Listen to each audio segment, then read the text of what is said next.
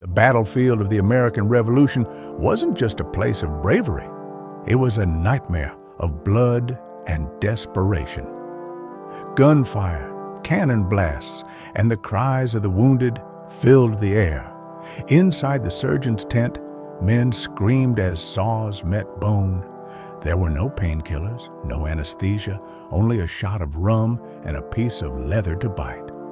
The surgeon's tools? Knives, bone saws, and forceps washed with water, if you were lucky. Surgeons were called butchers for a reason. Yet, amid the horror, they saved countless lives, using techniques that would shape modern medicine. But bullets weren't the deadliest enemy. Smallpox was. The virus ravaged the Continental Army, killing more men than the British could ever hope to. In 1777, George Washington faced an impossible decision. He remembered catching smallpox himself in Barbados, nearly dying from it. He knew it could destroy his army before it ever met the enemy, so he took a daring step: mass inoculation. Doctors cut open the skin of soldiers, inserting small traces of infected pus. The men suffered for weeks: fever, rash, weakness. But once recovered, they became immune. It was dangerous and controversial. One wrong dose could kill. But Washington's gamble worked. Smallpox deaths plummeted, and his army survived long enough to fight for freedom. When medical supplies ran dry, soldiers turned to folk medicine. Women, enslaved Africans, and native healers became unsung heroes of battlefield survival. They brewed teas from willow bark, a natural source of salicylic acid, the chemical ancestor of aspirin. They used foxglove for heart ailments, yarrow to stop bleeding, and spider webs, yes, spider webs, as makeshift bandages to prevent infection. To European doctors, it was witchcraft, but to soldiers, it was a miracle.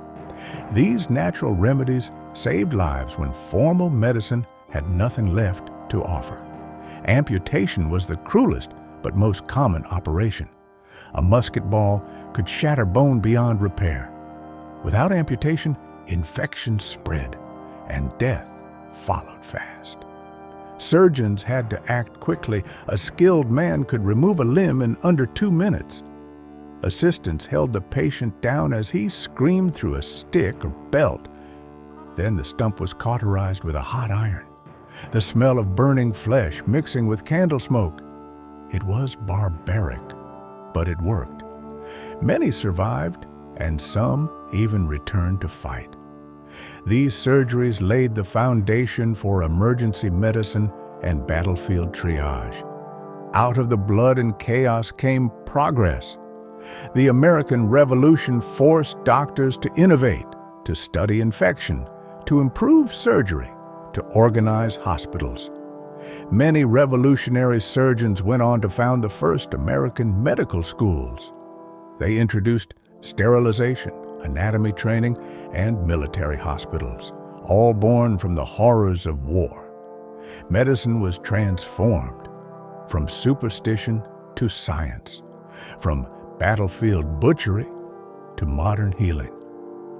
The war for independence wasn't just fought with muskets, it was fought with scalpels, herbs, and human endurance. For every hero who carried a rifle, another wielded a surgical saw. The legacy of their suffering lives on in every hospital, every vaccine, and every life saved through medicine born in revolution. History remembers the generals, but the true heroes also wore blood-stained aprons. This was the strange medicine of the American Revolution, where science was forged in agony and freedom came with a price.